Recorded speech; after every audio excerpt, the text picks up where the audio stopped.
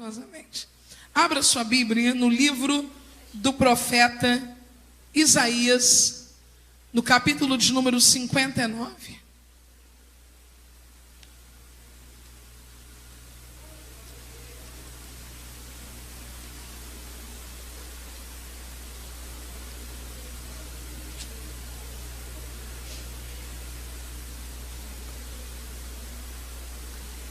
Os irmãos da Reobote com a gente mais uma vez, filmando aqui.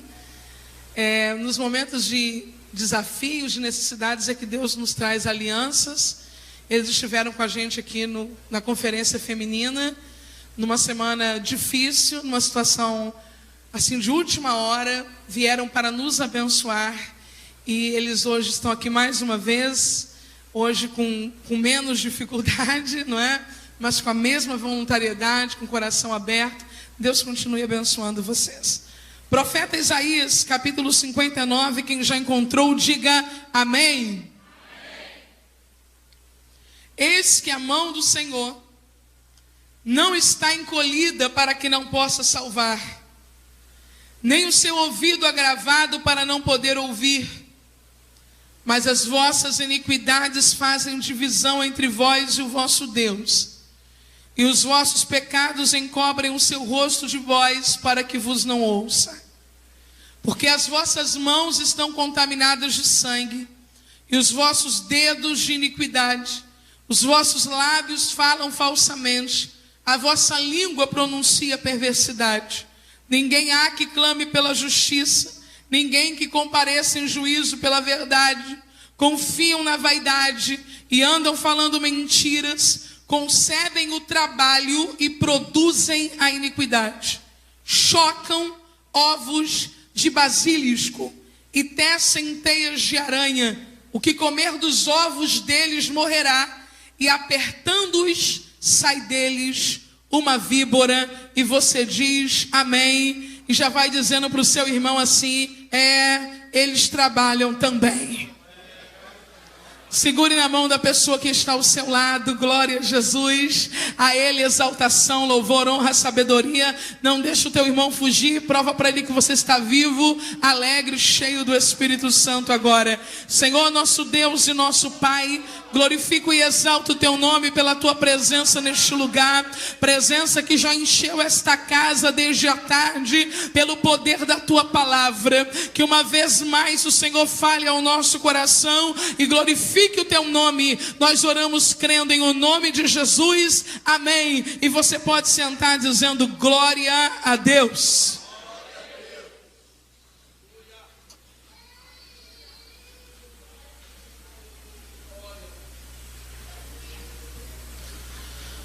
Capítulo 59 do livro do profeta Isaías é um sermão-poema. Seus temas principais são corrupção, queixa, confissão, consolação e aliança. O profeta não apenas descobre e denuncia os pecados do seu povo, mas ele também se identifica com esses pecados. Talvez esse seja um dos maiores impeditivos para o profundo avivamento que desejamos viver nesses dias. A não identificação da nossa geração de profetas com os pecados que denunciamos. Isaías está consciente de que esse pecado não está apenas no outro, mas que esses pecados são pecados nacionais, religiosos, pecados pátrios, pecados que envolvem todo um povo e toda uma geração, e logo ele está dentro desta mesma geração. A maior parte das exposições e denúncias proféticas que ocorrem nos nossos dias caminham na perspectiva de que o profeta está além dessas denúncias, ou quando não, aquém delas.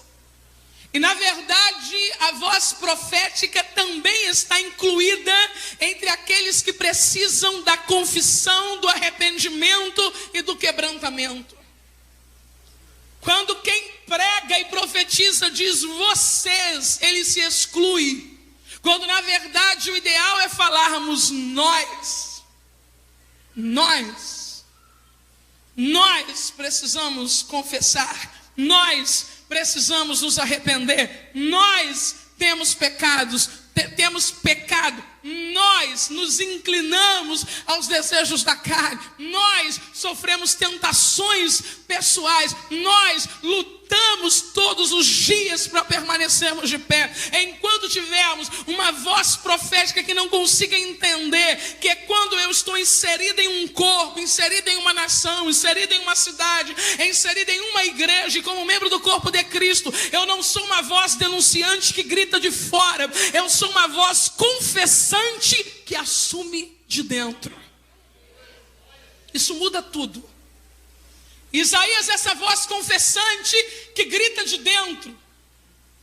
E na medida em que ele grita de dentro, ele começa com uma declaração fortíssima no capítulo de número 59.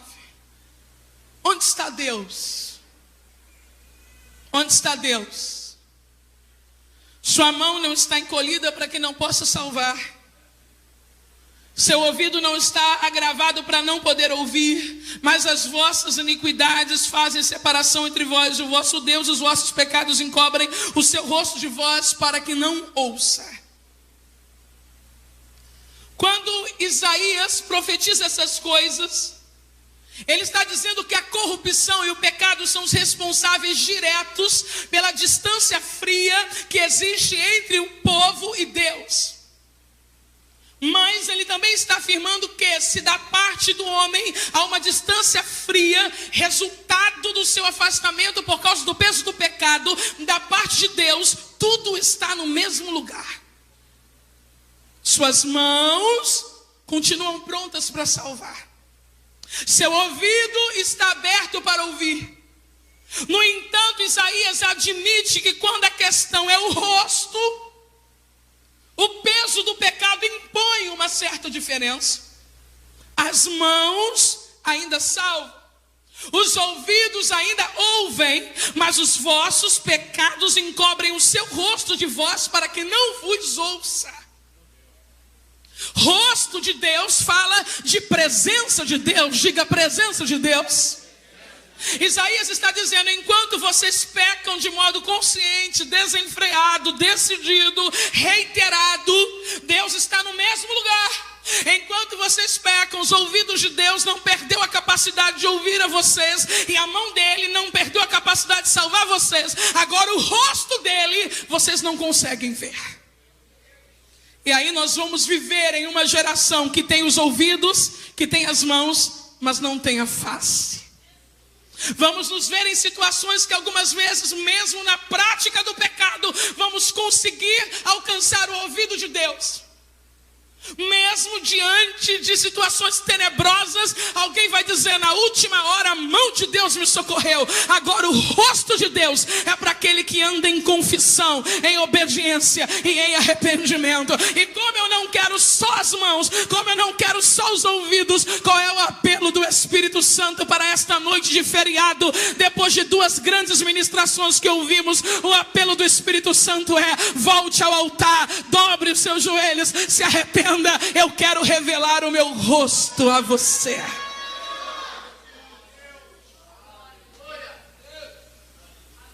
O que Isaías vai dizer é muito sério. As vossas mãos estão contaminadas de sangue, os vossos dedos de iniquidade. Parece que já até naquele tempo havia computador, não é? Os vossos dedos de iniquidade. Os vossos lábios falam falsidade, e a vossa língua pronuncia perversidade. Os trabalhadores do capítulo 59 usam os membros do corpo para o próprio mal. Trabalham para a própria ruína. Eles são obreiros da iniquidade denunciados pelo apóstolo Paulo.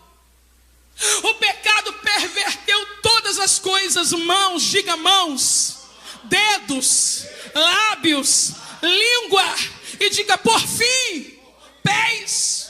Afinal é exatamente assim. As mãos apalpam o pecado, os dedos direcionam ao pecado, a boca articula em favor do pecado, a língua fala do que é pecado, e por final, o último membro que resta, que são os pés. Logo, quem desencadeia nesse processo degenerativo de comunhão começa com a língua, depois vai para a boca, depois vai para o dedo, depois vai para a mão, e tem a ilusão de que vai continuar sentado no banco de igreja. Não vai não, porque a última coisa são os pés, levando esse indivíduo para o lugar de onde ele nunca deveria ter posto seus pés. Mas eu quero glorificar o eterno, ao Espírito da profecia de Cristo, que ainda tem jeito para a nossa geração, ainda tem jeito para os obreiros que estão aqui, ainda tem jeito para a igreja que está aqui. A minha boca é para a glória dele, a minha língua é para o louvor dele, os meus dedos é para apontar o caminho dele, as minhas mãos é para trabalhar para ele,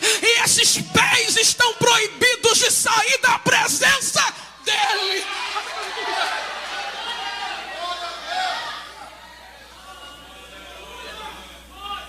Diga: ações e palavras são sempre reveladores de caráter. Vamos repetir mais uma vez: ações e palavras são sempre reveladores de caráter. Caráter não é uma coisa interna, ela se revela pelos pés, pelas mãos, e se revela pela boca. Versículo 4 diz que ninguém clama pela justiça. Isaías está dizendo: a coisa está muito feia. Ninguém clama pela justiça, ninguém comparece em juízo pela verdade. Eles confiam em vaidade, eles falam mentira, concebem o mal e dão à luz a iniquidade. Champlin faz uma observação sobre esse versículo, dizendo que os pecadores confiavam no caos para continuar avançando. Não é assim que a nossa sociedade se comporta? Por que os maus policiais continuam agindo mal? Porque confiam no caos. Por que o poder paralelo continua fazendo o que quer? Porque confia no caos.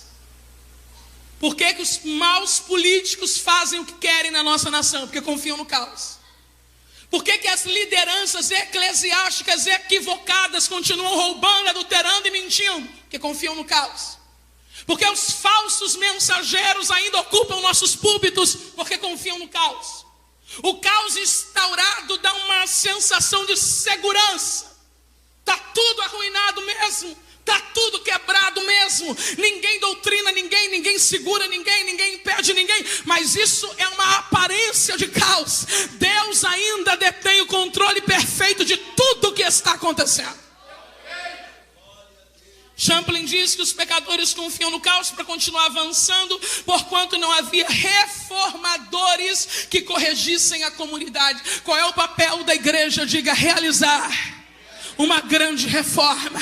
Esse é o papel da igreja, realizar uma poderosa reforma. Se os maus policiais, os maus políticos, o poder do tráfico, os maus pastores, os maus líderes, os maus pregadores estão confiando no caos, a igreja verdadeira, a igreja lavada, a igreja remida, a igreja limpa, a noiva do Cordeiro, oh meu Deus, os chamados para fora, a nação eleita, sacerdócio santo, tem a missão de provocar uma reforma nesse tempo. E não adianta Satanás tentar fazer oposição, não adianta crente velho dizer que não tem solução, não adianta antiprogressista falar que não tem saída. A igreja está viva, a cabeça da igreja é Cristo, e as coisas vão mudar sim. Pegue na mão de alguém que Jesus colocou do seu lado e diga: comece por você. Comece por você. Isaías está denunciando, mas ainda neste capítulo, no versículo de número 12, ele vai assumir que essa transgressão não é só do povo. Essa transgressão também é dele, é do grupo religioso, é da nação inteira, porque eu já lhe disse que para termos uma voz profética relevante, precisamos nos incluir nos problemas, demandas e pecados da nossa sociedade. Eu também sou corresponsável pelas coisas que acontecem. Mas Isaías continua cutucando a coisa e mostrando a que nível os trabalhadores e obreiros da iniquidade estão. E então ele fala de duas ocupações que denotam a malignidade do trabalho desempenhado por eles. É um contraste com o trabalhador apóstolo, é um contraste com o trabalhador profeta, é um contraste com o trabalhador escriba, é um contraste no nosso contexto com o trabalhador regente, ministro de louvor, pastor, pregador, discipulador. Ele diz assim: a ocupação destes chocam ovos de basilisco e tecem teias de aranha. O que comer dos ovos deles morrerá, e quebrando-os sairá uma víbora. As suas teias não prestam para vestes, nem se poderão cobrir com as suas obras.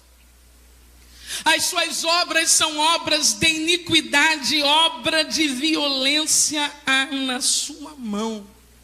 Eu gostaria que você dissesse bem alto: eles trabalham. Com cara de susto, olhe para duas pessoas e diga isso a elas: eles trabalham.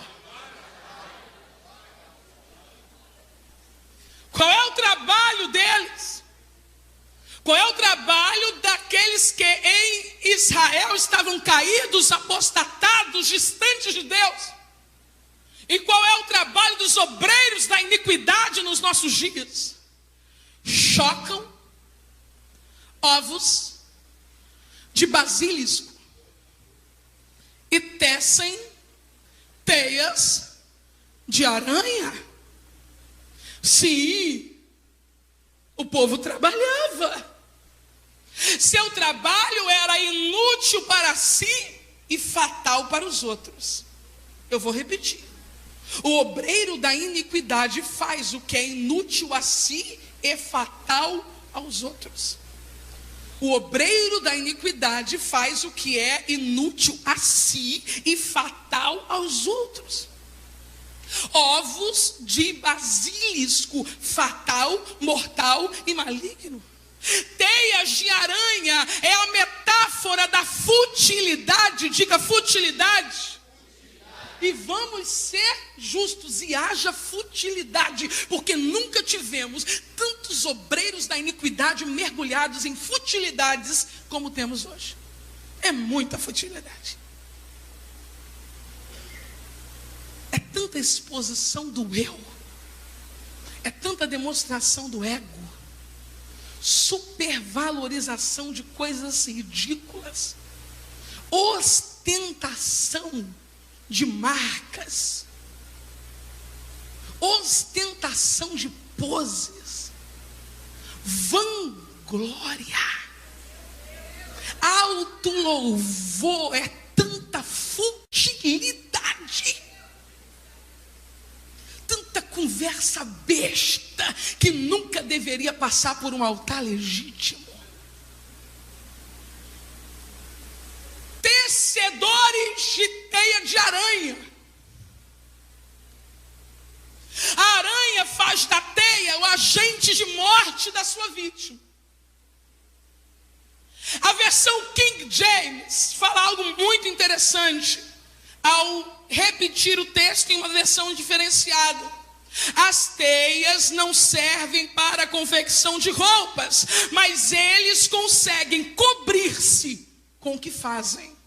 Isso não é um comentário, isto é o versículo na versão King James, dizendo que essa teia de aranha não serve para confecção de roupa, mas consegue cobrir aquilo que eles fazem. Cuidado para você não cobrir o seu ministério e os seus erros com milhões de futilidade. Cuidado para você não cobrir sua falta de conhecimento com futilidade. Cuidado para você não cobrir sua falta de unção com futilidade. Cuidado para você não cobrir a decadência do seu casamento com futilidades. Cuidado para você não cobrir a frieza de uma igreja com futilidade. É festa, é feste, é gospel, é balada, é a necessidade de colocar teia para cobrir aquilo que é vergonha do lado de fora. É aparência, é beleza, é ostentação, é ouro, é marca para cobrir o que está feio do lado de dentro. Teia de futilidade, teia de futilidade. O que sustenta ministério?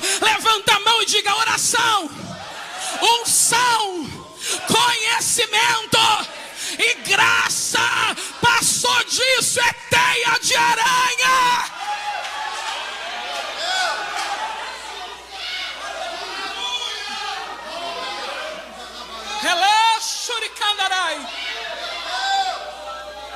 É gente fútil que atrai um público fútil e que só fala de coisas fúteis e que nos embates da vida vai cair, não vai aguentar.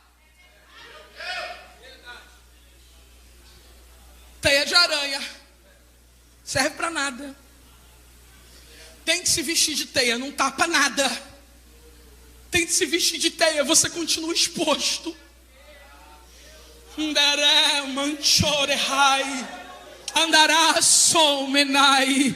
Eu não sei se você saiu de casa nessa terça-feira para ouvir isso, mas se você é um obreiro de Deus, se você é uma obreira de Deus, se vista de glória.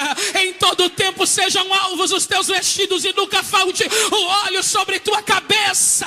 O que sustenta ministério não é teia de futilidade, é rocha debaixo dos pés. Olha para o teu pé, não importa a marca do teu sapato, tem rocha debaixo. O vento vai soprar, mas você não vai cair.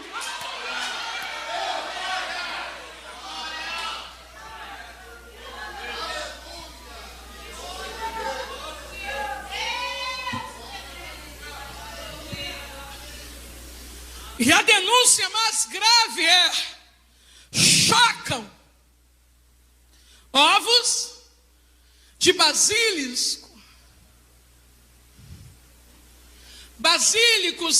Basilisco é o nome de um monstro fabuloso, criação imaginária dos europeus, falando da possibilidade de sair do ovo um galo que é criado por uma serpente. Isso aí é banal, criação, né? O pastor falou hoje aqui disso, né? Essas mentes fantasiosas. Agora, o que é o basilisco da Bíblia? A NVI chama de cobra, é cobra. Mas nós ainda podemos considerar como áspide e como serpente venenosa. O profeta Isaías está declarando que Israel, diga Israel, ele está dizendo que o povo que se afastou do seu Deus, mas ainda é povo de Deus, diga, ainda é povo de Deus, está cometendo algumas iniquidades, e uma delas é: eles chocam cobras, chocam áspides, chocam serpentes. A malignidade dessa afirmação é muito clara, porque ninguém vai remeter a figura da cobra a uma coisa positiva, não no contexto bíblico, e que os ecologistas e biólogos me perdoem, mas no contexto bíblico não tem cabimento. Cobra, serpente e áspide, está muito claro que trata de malignidade, diga malignidade. Então só o fato de aparecer a palavra cobra no texto, áspide, serpente, eu já sei que é algo que está carregado de malignidade. Mas a palavra chocar, diga chocar, ela ainda é mais absurda. Porque que tem cobra, eu sei que tem. Que a cobra de vez em quando vem. Que de vez em quando ela fala com a gente como falou com Eva, fala. Que de vez em quando, na calada da madrugada, a malignidade e os pensamentos que nunca deveriam visitar um obreiro, visita. que as inclinações carnais nos faz ter vergonha de nós mesmos. Como é que eu pude pensar isso? Sim. Que num momento a gente sai do gozo para a tristeza, da paz para a guerra e do autocontrole para a ira, e a gente se assusta com a nossa tendência carnal, adâmica e caída. Tudo bem. Ninguém é bobo aqui, ninguém é criança. Tem cobra. Tem cobra que rodeia, tem cobra que tenta entrar. Agora, olha para cá, gente. Pelo amor de Deus, o que é isso? Chocar? Cara de susto. Olha para o irmão e fala para ele: chocar?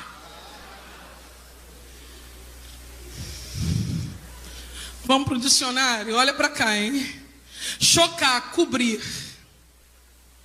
Aquecer os ovos, a fim de favorecer a germinação. Premeditar, maquinar. O problema não são os ovos, as sementes, as propensões, as inclinações, porque eu sou carne mesmo, sou falha mesmo, sou pequena mesmo. O problema é aquecer, o problema é cobrir, o problema é favorecer a germinação, o problema é premeditar, o problema é maquinar.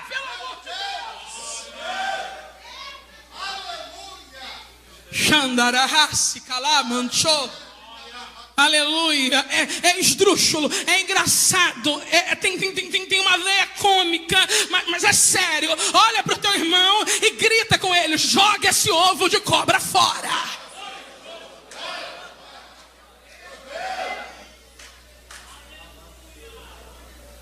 Você está chocando. Que você tenha guerras na área da sexualidade, eu entendo. Que você tenha guerras com a sua língua, pastora, vem aqui, ó. Eu entendo. Que você tenha problemas com angústia, guerras na sua mente, eu entendo. Que você tenha ciúmes, eu entendo. Mas que você esteja aquecendo o mal, nutrindo, dando um lugar quentinho para essa cobrinha aí e ganhando força dentro do ovo, sabe? Que você tem aquelas guerras na rua, guerra, passa um bonitão, vou falar para as meninas, porque dá a impressão que só homens são tentados. Passa um bonitão desses que gostam de andar com as calças que faltam rasgar, e você: Jesus, me cobre com teu sangue. Eu entendo, né? Os homens passam guerra. Jesus falou do olho do homem, Jesus sabia. E aí passa aquela desavisada lá do seu setor de trabalho, que pensa que pode trabalhar de pijama, e você: Jesus, me cobre. Mas, gente, passar a madrugada acessando, passando fotinha. Filha, pegar o controle para procurar altas horas os canais de TV,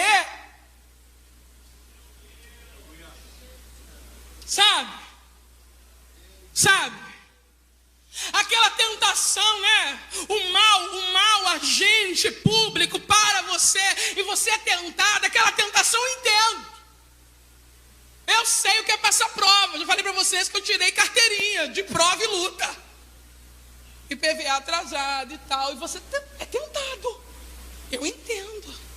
Mas perguntar quanto é para levar o carro, para emplacar, sabendo que vai roubar o direito público, sabendo que vai passar na frente do outro, e o outro diz é X, e você pega o dinheiro em casa e leva. Não, por favor. Limite. É chocador de cobra. A malignidade está sendo alimentada pelas suas atitudes. O Espírito de Deus te trouxe hoje aqui para lhe dizer: abandone tudo que quer germinar, crescer e dominar a tua vida. Você não foi levantado para gerar cobra, para aquecer cobra, para cuidar de cobra. Você foi levantado para gerar vida,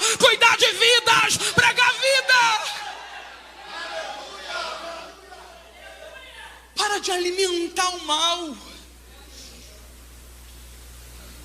Eu trouxe um exemplo na área da sexualidade, trouxe um exemplo na área moral, das nossas relações sociais, mas cada um de nós sabemos aonde está sendo chocado o mal, naquilo que eu tenho alimentado, aquecido. Estou colocando espuminha, estou colocando peninha, para ele ficar lá confortável. E esquece que esse ovo vai romper e essa cobra vai sair. Grite: o risco para quem choca. O risco para quem choca. Provérbios capítulo 23 está tratando do vinho. Quem gosta de beber vinho deveria ler Provérbios capítulo 23. O versículo 32 usa a figura da cobra em uma analogia. E diz assim: no fim, diga no fim, picará como cobra e como basilisco morderá. Qual é o risco para quem está chocando a malignidade? Para quem está alimentando a pornografia, os vícios, o suborno, a fofoca, a mentira, a vaidade, a soberba, a lista é infinita. Mas você sabe em que área a malignidade tem sido alimentada. A tentação é algo inerente, algo que faz parte da vida do ser humano. Ainda sendo crente, ainda como salvo, nós somos tentados, não por Deus. Ninguém que seja tentado deve dizer que é tentado por Deus. Somos tentados pela nossa própria natureza. Agora, chocar, aquecer, dar lugar ao sentimento, você precisa entender que cobra sempre pica, sempre morde. Então qual é a palavra de Deus para nós hoje? Se você não parar, você vai terminar ferido. Eu sei que tem gente orando por mim. Ora mesmo. Porque Deus me deu uma palavra para esta noite, eu vou entregá-la até o final. Se você não parar, você vai terminar ferido. A cobra fere porque a natureza dela é ferir. O basilisco fere porque a natureza dela é ferir. E ninguém que alimente o pecado sairá ileso, sairá ferido. Ninguém que alimente a carne sairá ileso, sairá ferido. Ninguém que dê combustível para o mal sairá bem, vai sair ferido. Isaías capítulo 14, versículo 29 diz assim: não te alegres tu toda Filístia por estar quebrada a vara que te feria, porque da raiz da cobra sairá um basilisco, e o seu fruto será uma serpente ardente e voadora. A metáfora está apontando para Acais e Uzias, mas também denota a capacidade de multiplicação, diga multiplicação, e evolução de uma serpente. O contexto está apontando para Acais e Uzias. Palavra profética diz respeito a Acais e Uzias. Mas essa metáfora está sendo usada para deixar claro que a partir de uma cobra, você poderá ter um basilisco, e que esse fruto pode se tornar uma serpente ardente e voadora. Isso está falando de multiplicação e de evolução. Começa com uma cobra que rasteja, mas a próxima cobra que vem dela não é mais uma cobra que apenas rasteja, é uma cobra que, além de rastejar, também tem a capacidade de arder e de voar. A gente vê a coisa pequenininha e diz: está sobre o meu controle. Eu jogo, pastora, mas é de vez em quando. Eu uso metade do meu salário no bingo, nas máquinas, mas é só de vez em quando. Eu tenho alguém, um relacionamento de muito tempo, não consegui deixar ainda, é devagar, eu só vou lá de vez em quando. Entende? Eu já usei droga todos os dias. Você diz: eu não tive essa experiência. Já usei droga todos os dias, mas agora eu acho que eu estou melhorando, pastora. Eu só estou usando de 15 em 15 dias. Eu sinto que a minha libertação está chegando. Eu sinto que o diabo está te enrolando. Eu sinto diferente. Eu sinto que ele diminuiu a dose para você pensar que tem controle sobre a pequena cobra que você faz manutenção. Mas o texto está dizendo que ela vai se tornar ardente e voadora, porque o pecado e a malignidade têm a capacidade de se multiplicar e mutar. Ele tem capacidade de mutação. Aquilo que é pequeno se multiplica e ainda se torna pior. Então qual é a saída para esta noite? Joga esse ovo fora.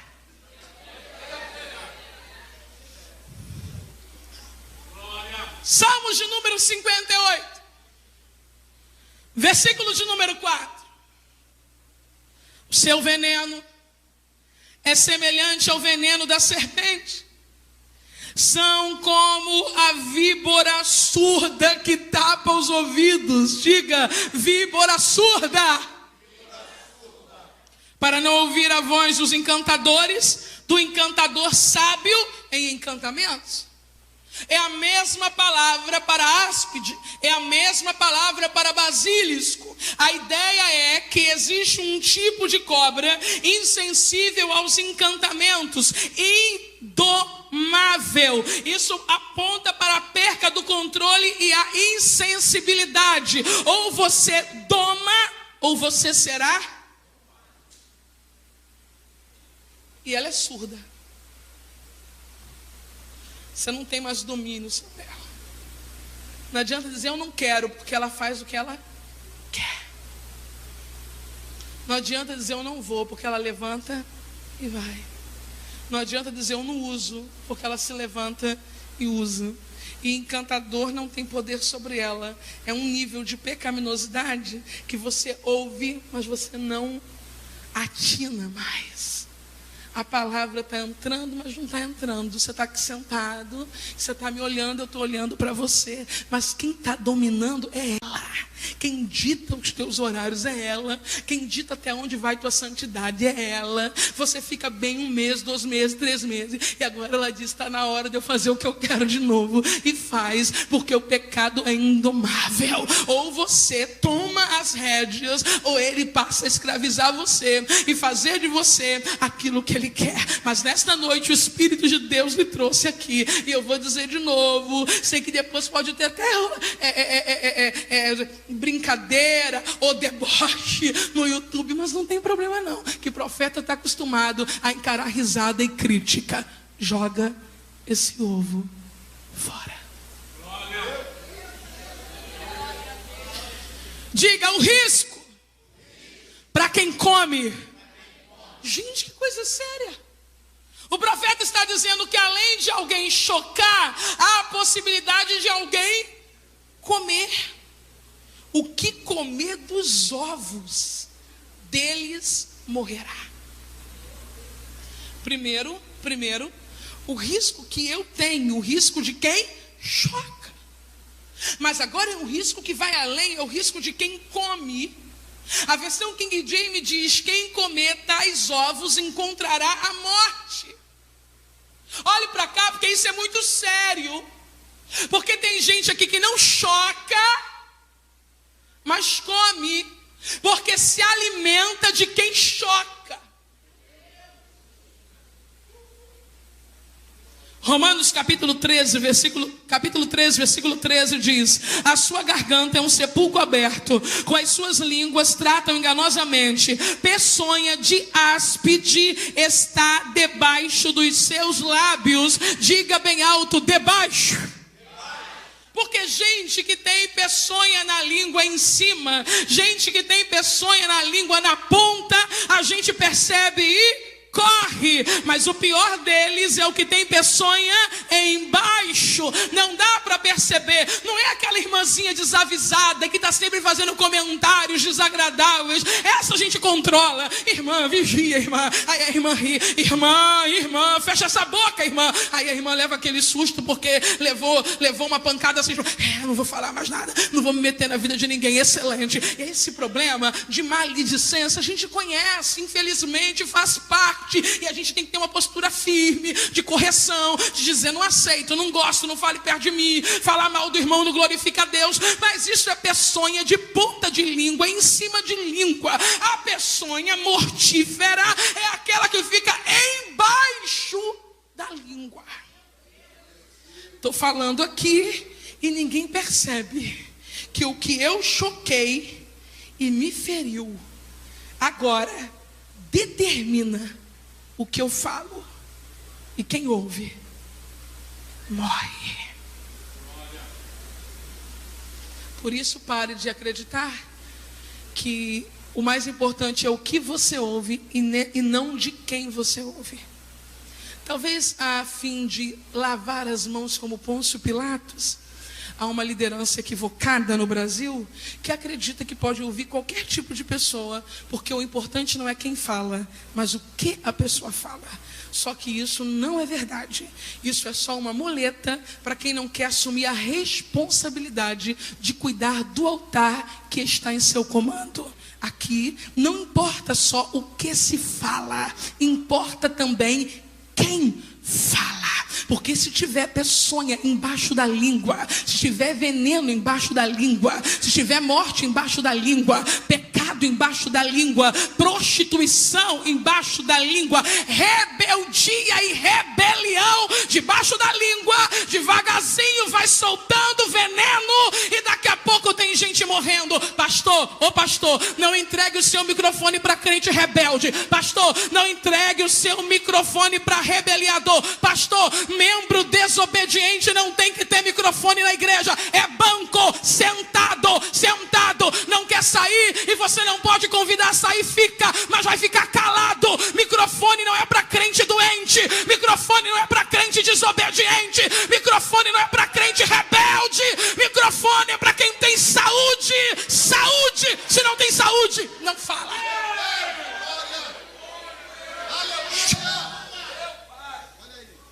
Calado. Mas ele canta bem, mas a pessoa está embaixo da língua. Mas ele tem uma palavra, mas quando ele fala, está destilando morte. Derramando rei. 2 Coríntios 11:3. Paulo tinha medo. É que a gente está muito corajoso, né? Tem hora que é bom ter um pouco de temor. O temor freia. Mas temo o quê? Assim como a serpente enganou Eva com a sua astúcia, assim também sejam de alguma sorte corrompidos os vossos sentidos e se apartem da simplicidade. Eu gosto muito desse texto, ainda vou pregar só nele. Diga: simplicidade que há em Cristo. Os chocadores de cobra, uma vez tomados pela malignidade dos seus próprios erros e trazendo um alimento contaminado, me faz comer também. E daqui a pouco os meus sentidos começam a se corromper e eu me aparto da simplicidade. Diga: simplicidade que há em Cristo. Essa simplicidade não está falando da ausência de sabedoria. Essa simplicidade está falando da humildade e da objetividade. Como o evangelho é simples, mas os chocadores de cobra contaminam a nossa mente num nível que a gente perde a simplicidade do evangelho. Você não senta mais para ouvir, porque perdeu a simplicidade do evangelho. Não abraça mais os irmãos, porque perdeu a simplicidade do evangelho. Não ora mais em línguas, só se tiver alguém para interpretar na hora, porque você não entende que quando ora em línguas edifica você mesmo, que você perdeu a simplicidade do evangelho. Começa a pensar que é o que não é, Porque perdeu a simplicidade do evangelho. Não se sujeita à autoridade, porque perdeu a simplicidade do evangelho. Não tem prazer na comunhão com os remidos num banco de madeira, porque perdeu a simplicidade do evangelho. Não gosta mais de ouvir as crianças cantarem, porque perdeu a simplicidade do evangelho. Acha que o professor da escola dominical não sabe nada, porque perdeu a simplicidade do evangelho. Não ora mais de joelho, porque perdeu a simplicidade do evangelho. Você está contaminado com ovo de cobra. Você não chocou, mas está ouvindo coisa que está te matando. Pula fora. Recupere a simplicidade do evangelho. Aproveita que tem um crente do teu lado. Chega mais perto dele, segura na mão dele, porque isso é coisa de crente.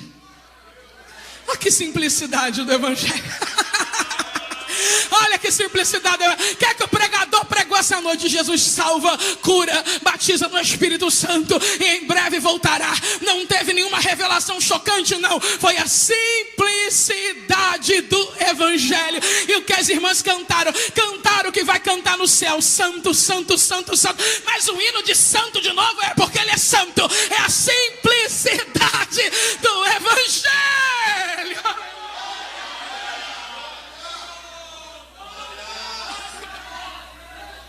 E os enfermos, fizemos o quê? Chamamos os presbíteros. Fizeram unção com óleo e oraram. Não jogou pano nenhum em cima deles. Não amarrou uma fitinha para a coisa acelerar. Você está se alimentando com chocador de cobra, né? Você está perdendo a simplicidade do evangelho. E o que teve no culto? Profecia. Simplicidade do evangelho. Oriandará, chorecanai deleva. Oh, Jesus lindo! 2 Coríntios capítulo 11, dos versos 13 ao 15. O risco para quem come. Porque tais falsos apóstolos, diga falsos. Falsos apóstolos são obreiros fraudulentos, transfigurando-se em apóstolos de Cristo. Parece. E não é maravilha, porque o próprio Satanás se transfigura em anjo de luz. Não é muito que seus ministros se transfigurem em ministros da justiça, o fim dos quais será conforme as suas obras. O fim dos tais será conforme as suas obras. E não adianta apelação, chorar, se fazer de tadinho. O fim vai ser de acordo com as suas obras. Se as obras foram justas, o fim será bom. Se as obras não forem justas, não forem perfeitas, a gente já conhece o fim. Agora você vai gritar bem alto: o risco para quem quebra. Tem gente que já sentiu isso na pele. Chocam ovos de basilisco, tecem teias de aranha. O que comer dos ovos deles morrerá. E apertando-os, diga, quebrando, sai deles uma víbora. A versão King James diz: de cada ovo esmagado sai uma víbora. Eu falei do perigo, do risco para quem choca, o risco para quem come, e o risco para quem quebra. Preste atenção, tá? Que você nem sabia, mas você está listado para ser quebrador de ovos de serpentes.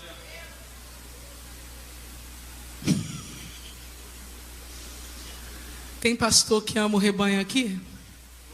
Tem pregador aqui? Tem profeta aqui?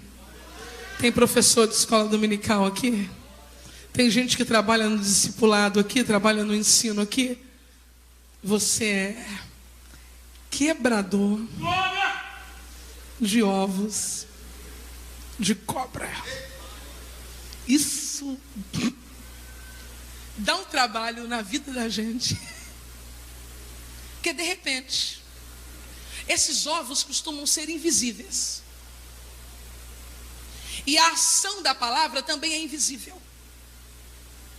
E você começa a usar a palavra. E sem perceber a gravidade do que você está dizendo, porque a palavra é grave, você dá uma pancada no ovo. Você não sabe, você foi lá bonzinho, inocente, e do nada você resolve pregar um assunto que é pancada no ovo. Você não sabia, você foi lá boazinha, você foi lá dar glória a Deus. Hoje eu vou pregar contra a soberba, pá. Hoje eu vou pregar contra adultério, pá. Hoje eu vou pregar contra roubo, pá. Hoje eu vou pregar contra aborto, pá. Hoje eu vou pregar contra infidelidade conjugal, pá. Hoje eu vou pregar contra divórcio, porque Deus odeia o divórcio, pá. Hoje, meu irmão, tu não sabe o problema que você arrumou para a sua vida.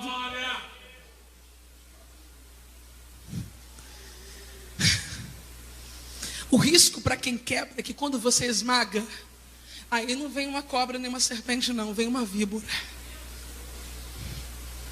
Porque ele estava lá, todo quentinho, ele estava lá, fazendo o que queria, estava lá esperando a hora de romper para ferir, ganhar visibilidade, fazer o que gostava. E vem um profeta desavisado, abre a palavra, bate em cima do ovo e logo aparece uma víbora. Eu não entendi, pastora, não foi isso que Jeremias experimentou com Pazu, chefe da casa de Deus? Não foi isso que João Batista experimentou com Herodes por causa das denúncias que fazia? Não foi isso que Jesus experimentou com uma religião apostatada e caída por causa das mensagens que pregava? Não foi isso que Paulo experimentou a ponto de morrer pelo evangelho? Não foi isso que Pedro experimentou a ponto de entregar a sua própria vida sem perceber? Eles levantaram a espada que era a palavra e sem intencionar bateu no ovo de cobra, a víbora se levantou. Mas qual é a boa notícia para os profetas quebradores de ovos de víboras? Levante a sua mão. A boa notícia é o Salmo 91:13. Tu pisarás o leão e a cobra, tu pisarás o leão e o áspide, tu pisarás o leão e a serpente, calcarás aos pés do filho do leão e da serpente. O Salmo está falando do Messias, o Salmo está falando de Cristo, aquele que é a cabeça da igreja. Quebra sem medo, quebra sem medo, quebra, ele garante. Pega a mão desse crente, sacode ele, quebra sem medo, ele garante. Quebra sem medo, ele garante. Quebra sem medo, ele garante. Quebra, quebra, quebra, quebra, quebra, quebra, quebra.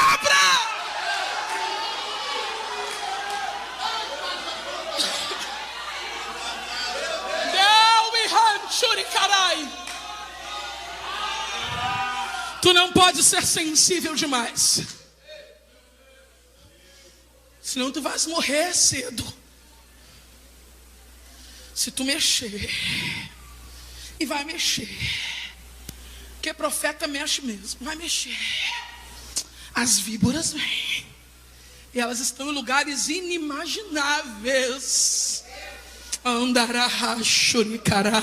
Elas estão em lugares inimagináveis, intocáveis, há muitos anos em uma posição confortável, chocando, chocando, chocando. Mas vai ter que respeitar a voz profética, vai ter que respeitar a voz profética, e que venha um exército de víbora.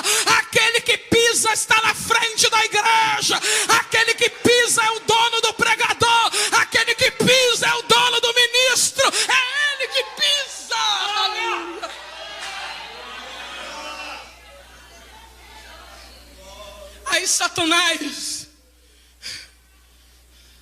E eu concluo. Aparece para tentar Jesus.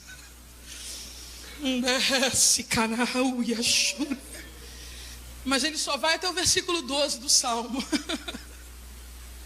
Sabia que se bobeasse ia levar um pisão. Aí ele fala assim: porque aos seus anjos dará ordem ao teu respeito para te guardar em todos os teus caminhos. E outra feita, eles te sustentarão nas tuas mãos para que não tropece com o teu pé em pedra. Mas o 13, Satanás engole. Porque ele sabe o poder que os pés de Jesus têm. E em breve,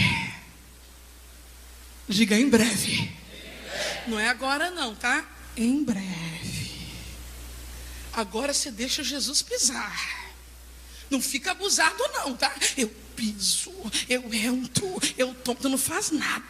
Fica quietinho. Quando você entregar a palavra e quebrar o ovo, e o inimigo vir, e quebrar o ovo e os caluniadores virem, e quebrar o ovo e os coronéis se levantarem, e quebrar o ovo e os donos de igreja se levantarem, e quebrar o ovo e os obreiros da injustiça se levantarem, e quebrar o ovo e os obreiros fraudulentos se levantarem, você fica quietinho num canto, guardado debaixo da sombra do Onipotente, escondido atrás da cruz, e deixa Jesus pisar. Agora em breve, diga em breve, o Deus de paz, o Deus de paz, o Deus de paz esmagará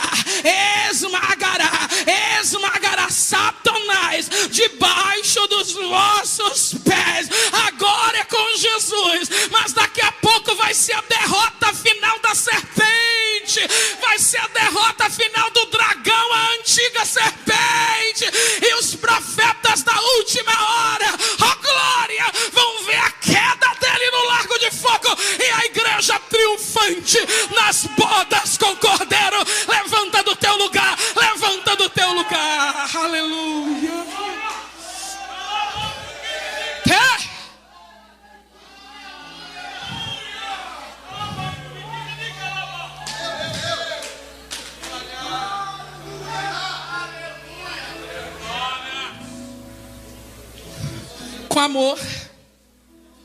Com amor, diga a alguém: jogue fora os seus. Jogue fora os, com amor, baixinho. Jogue fora os seus. Recupere a autoridade. E não tenha medo de quebrar nenhum. Jesus garante. Oh! Eu estou sentindo a presença dele aqui. Andará, andalai.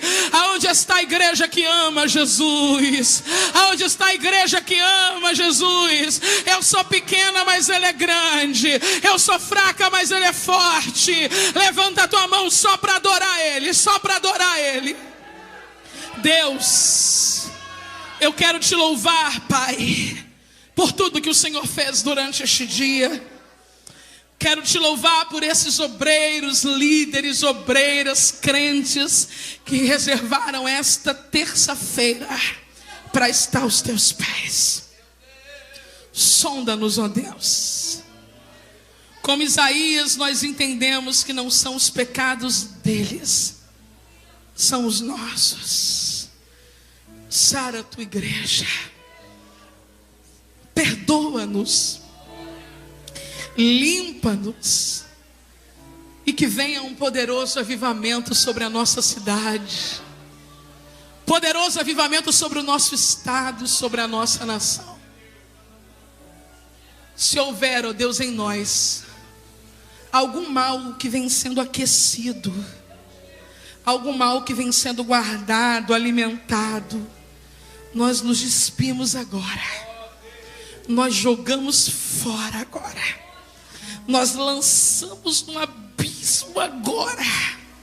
E lhe pedimos que o Senhor nos lave, nos purifique, Se alguma coisa ouvimos de algum obreiro fraudulento, se alguma coisa ouvimos de agentes do maligno travestidos, que contaminou nossa mente, que perverteu nossos sentimentos, fazem-nos recuperar a simplicidade do Evangelho e dá a cada pastor, a cada ministro, a cada pregador, cantor, profeta, intercessor, líder, a cada salvo nesse lugar, a autoridade, o poder, a coragem para abater todo ninho de malignidade. Deus! Existem famílias que foram alvos de ataques de víboras, ministérios que foram vítimas de ataques de víboras, porque ele se levantou para destruí-las, ele se levantou para destroná-las, ela se levantou para denunciá-las, e agora as víboras cercam. A depressão veio, a angústia veio, o medo veio, as críticas, as calúnias. Ela está com medo, ele está com medo, mas o Senhor é aquele que pisa a áspide, o Senhor é aquele que pisa a cobra, o Senhor é aquele que pisa a serpente. Restaura o ministério deste obreiro que te ama, restaura o ministério desta obreira que te ama, e levanta neste lugar um exército poderoso, e que as víboras corram para nunca mais voltar. Nós oramos em nome de Jesus, amém e amém. Abrace pelo menos 4 pessoas e diga a elas: o grande está com você, o poderoso está com você.